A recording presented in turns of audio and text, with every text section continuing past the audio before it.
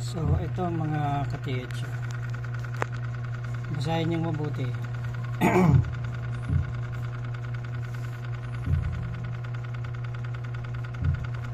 Basahin niyong mabuti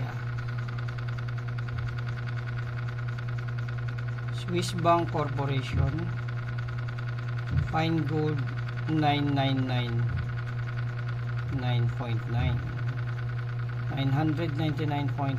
So ano siya talaga, no? 24K na gold. So tingnan natin yung likuran niya.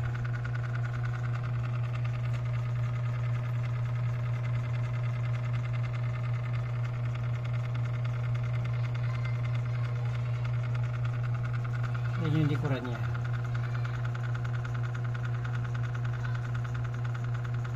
Swiss Bank Corporation.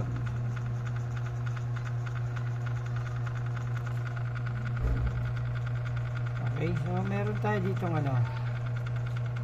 meron tayo dito meron tayo dito nitric acid.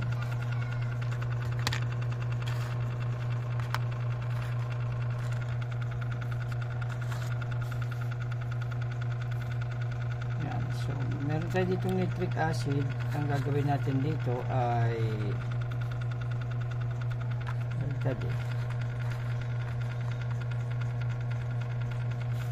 i-test natin siya kasi binoring test na yan tingnan nyo, may butas sa gitna siya, binoring test na yan. Swiss Bank Corporation 59999 gold.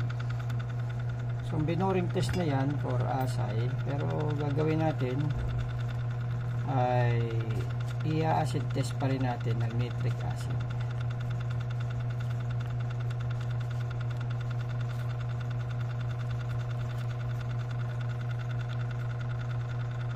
So ito yung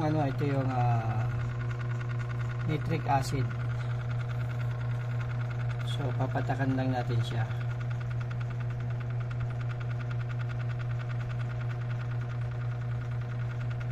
So walang walang nangyari. So i-try natin dito sa ito yung brass. Halos kasing kulay din ng gold.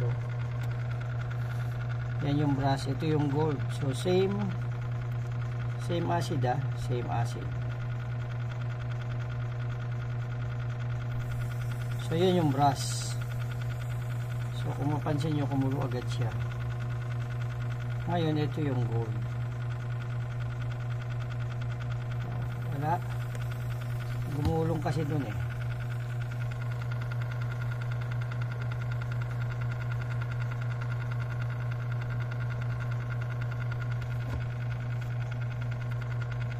So gumulong siya dun sa ulitin natin dito sa gold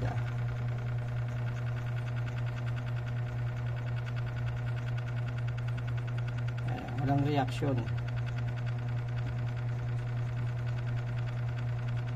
So yung kumukulo yung papel lang yun.